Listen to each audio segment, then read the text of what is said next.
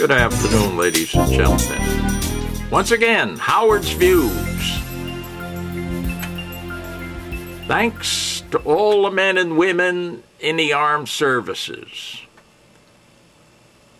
Our thanks to those who served in the past, those who are serving today, and those who will serve in the future. Let's remember them and remember them well. Today's program, Financial Showdown. Look behind the current crisis to see the actual causes, the way we have been deceived. And it is certainly a big problem.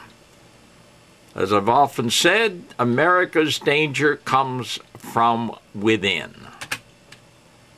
And start the program with the Honorable George Washington, first President of the United States from 1789 to 1797. Now, current events. Those who have heard me in the past know that for years I've been warning that you cannot violate good business practices without one day facing serious consequences. The events in recent weeks prove the axiom. It was due to occur. It was just a matter of time. Many factors enter into it, but they boil down to having been avoidable and, let's say, outright stupidity. Compromised. Our entire banking system has been compromised. As a result, the landscape of banking in the U.S. has been changed forever. The future of banking is not predictable now, nor is it stable as it seemed once. We can only watch and wait. We may survive it. The same rules apply. I'm not an economist, nor am I a banking expert. But the same rules for accounting apply to both small as well as large businesses. Poor loans lead to bad debts and losses. Bad loans, therefore, equal losses. It's all simple arithmetic and common sense. Why did banks make so many bad loans? Well, one of the reasons is they were forced to do so by Congress. Bad loans equal trouble, always trouble. The same problem facing the banks in the nation is the same problem that debtors have with their credit cards. Those with poor credit and large balances will face their day of reckoning. They can't escape it.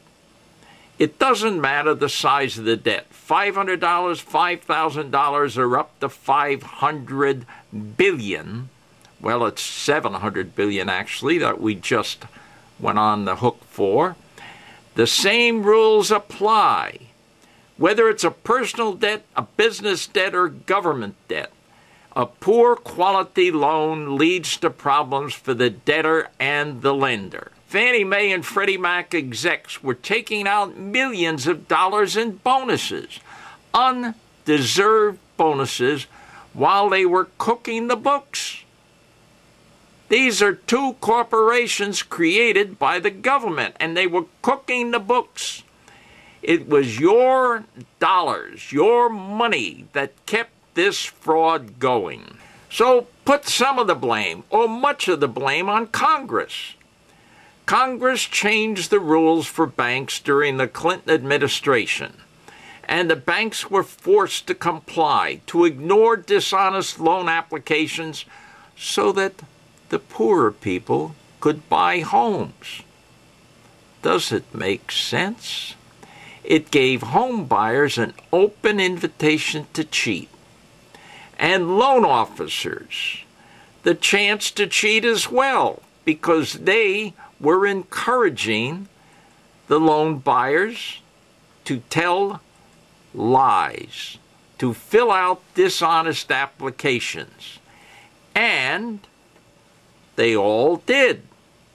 But there is always a day of reckoning. It came late in September of 2008, but it finally arrived. So you can blame Congress largely. Now we're seeing the results, and we're all suffering the consequences as well. Good banking principles simply vanished at the insistence of Congress. As there are laws of gravity, so there are laws of finance. Observing sound banking principles would have prevented much of today's problems and hysteria. And Congress is fully to blame. Barney Frank, for example, all you have to do is listen to Congressman Barney Frank. You'll be astounded at the rapidity of his stupidity.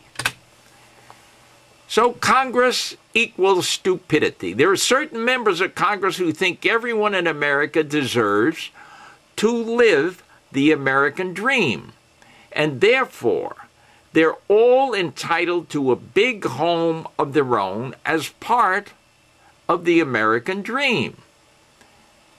They feel it's up to the government to provide them with that home, no matter what the cost.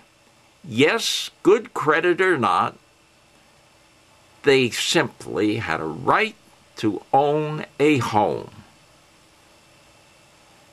So, again, there's one of our Freddie Mae or Fannie Mae executives. The American dream was to be lived on your money. There was no accountability. They did away with oversight. No curbs on what they could or would do. Wonderful, isn't it? Just to have money to throw away. So opportunity. I talk about opportunity all the time. Some people, many Americans, believe that every American must have the opportunity to own a home if they work and properly save for it, and they apply in a proper manner, and they make a proper down payment. Every American is not entitled to a home if they can't afford to pay for it. Do you agree with that, or don't you? Every American is not entitled to a home if they can't afford to pay for it, to handle it properly. Such thinking is abject stupidity to say that every American is entitled to a home. And this is what has brought us to this time of crisis in our nation's finances. Think of that for a second. Such stupidity is bound to bring on a crisis.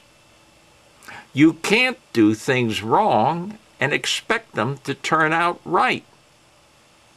But if you want things to turn out right, you do them right, and then quite possibly they will turn out right.